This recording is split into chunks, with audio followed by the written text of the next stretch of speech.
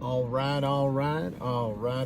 What's going on, everybody? My name is Pete, but you probably already knew that. But in case you didn't, you guys are watching the one and only Paid to Drive and Pay to Drive vlogs, day number 1323, coming at you. Hope you're all having a great one out there.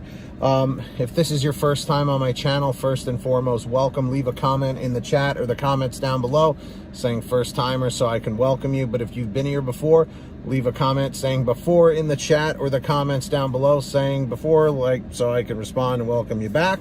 And if you drive for apps like Grubhub, Doordash, Uber Eats, or any of the others, you should definitely be subscribed to this channel with all notifications turned on and all that.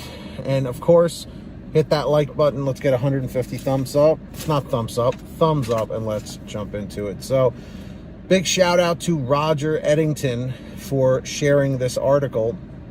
It's a little bit of a lengthy one, but I'll read, a good chunk of it so you get the point. So listen to this. Will permanent fee caps actually reign in delivery apps?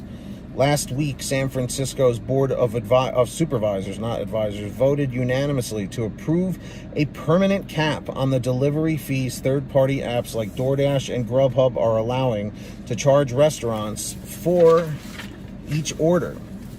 It is the first permanent cap on delivery fees in the country, potentially heralding a lasting shift in the way that delivery apps charge restaurants and consumers as the industry emerges from the pandemic. Complaints about exorbitant delivery commissions as high as 30% in some instances were not uncommon before the pandemic began. But they reached a pinnacle last year as many restaurants were forced to drastically alter their business models to include large-scale takeout and delivery operations. As cities and states across the country went into lockdown and began imposing on-site dining restrictions, many restaurants were suddenly reliant on third-party delivery apps for the bulk of their business. Restaurants operate on razor-thin margins in the best of times, so losing as much as 30% of profits on every sale was never going to work long-term for the majority of restaurants. Faced with the annihilation of the restaurant industry, major metropolitan areas beginning with San Francisco and extending to Chicago, New York City, Portland, and Seattle, as well as many others, began passing temporary limits on what the apps could charge for delivery, with some cities setting a cap as low as 10%. Many of those temporary caps are set to expire in the coming weeks and months, prompting city and state legislators to question whether or not to extend them or make them permanent as the restaurant industry continues to struggle. The question comes at a pivotal moment. Delivery companies like Grubhub, Postmates, and Uber Eats had their most successful year to date, raking in record revenues, and yet none of them are profitable. Only DoorDash managed to step out of the red last year, and it only did so for one quarter. Meanwhile, as restaurants resume on-site dining, as cities and states continue to open back up, many are still burdened by the debt they accumulated over the past year. Some have gotten relief from the government, but others are still pleading. And caught in the middle are consumers, who are shouldering more of the costs. Katie Connors is the advisory board chair with the Independent Restaurant Alliance of Oregon, a nonprofit formed last year to advocate for small restaurants and their workers. She was part of the coalition that convinced lawyers and lawmakers in Portland, Oregon to approve a 10% cap on delivery fees last July. As Portland's temporary restrictions approach their expiration date, she thinks the recent vote in San Francisco creates a path forward for cities in the rest of the country to enact similar legislation. Permanent regulation is going to be absolutely necessary moving forward because these companies are not regulated by anything, says Connors.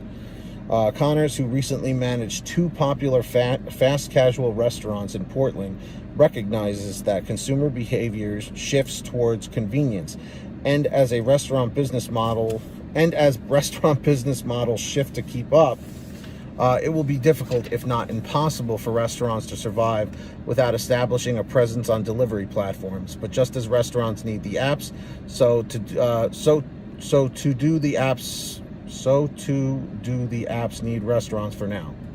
And as things currently stand, the relationship between restaurants and apps feels like a collaboration, more like a hostage situation.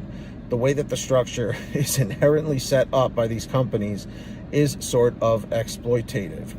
Connor says, it's not a partnership when it's exploitative relationship are preying on the fact that these restaurants have no other options. And that, at least during the pandemic, the diners had no other options. Let's see. So I'm going to read this last paragraph here, and then we'll jump into the quick discussion at the end. In April 2020, San Francisco Mayor London Breed passed an emergency order that put a ceiling on the total fee that third-party delivery apps could charge restaurants, including delivery commissions, credit card fees, and service fees, at 15%. It was the first of its kind in the nation and set off a chain reaction of similar legislation in other progressive cities across the country. The San Francisco order was set to expire in August, but the Board of Supervisors vote makes it permanent. A pending amendment to the legislation does include a major concession to the delivery apps, permission to change restaurants' higher fee for marketing and additional services. If the amendment passes, restaurants in San Francisco could opt into higher commission fees, up from 15% to 25 or 30%, in exchange for better visibility in the app. The delivery companies were living on 15% full stop, says Lori Thomas, the executive director of the Golden Gate Restaurant Association. Now they have the ability to add marketing to the bill, so it's kind of a give.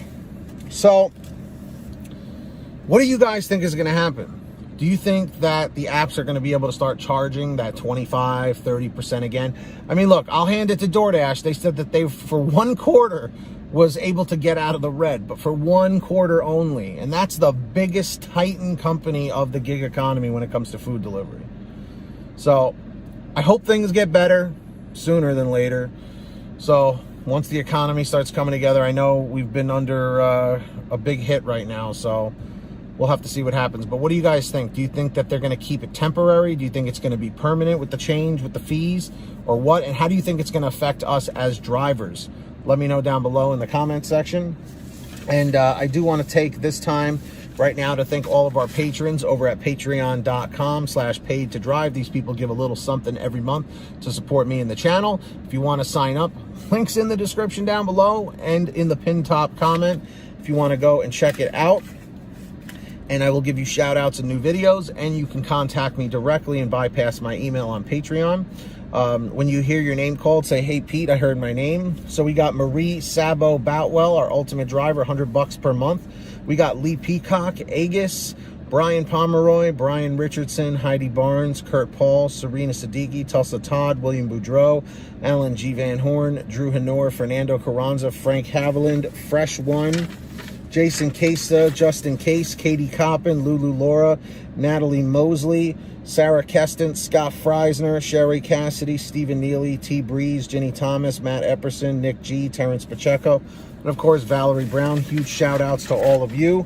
Again, if you want to sign up, links in the description down below or in the pinned top comment, and also in the description is the app link for Get Upside. Make sure to download it. It's a free app for your smartphone so that every time you go to the gas pump, you can save money or at least get money back. All you do is download it for free, link down below, pump your gas, print out your receipt, take a picture of your receipt with the Get Upside gas app, and within 48 hours or so, you'll get anywhere from 15 cents to 45 cents a gallon back, which is pretty fantastic. And if a friend or family member signs up using your code, you'll get paid every time they pump gas. It's called Get Upside. Links in the description down below. Make sure to download it. And of course, if you want to get a shirt like this, PTD Mod Squad, you can get it and others like it at paid-to-drive-store.com. Everything's on sale, paid-to-drive-store.com. And if you made it to the end of this video, leave a comment saying END627 in the chat or the comments. END627. Subscribe with all notifications on. Hit that red subscribe button. Turn on the notification bell to the right. And of course, let's get 150 to 200 likes on this video. Thank you so much for watching. And until next time, get that money, get that honey, keep hustling, keep bustling. And we'll see you next time right here on Paid to Drive and Paid to Drive Vlogs. Have a good one, everybody. Drive safe, be positive, and we'll see you on the next one. Take care.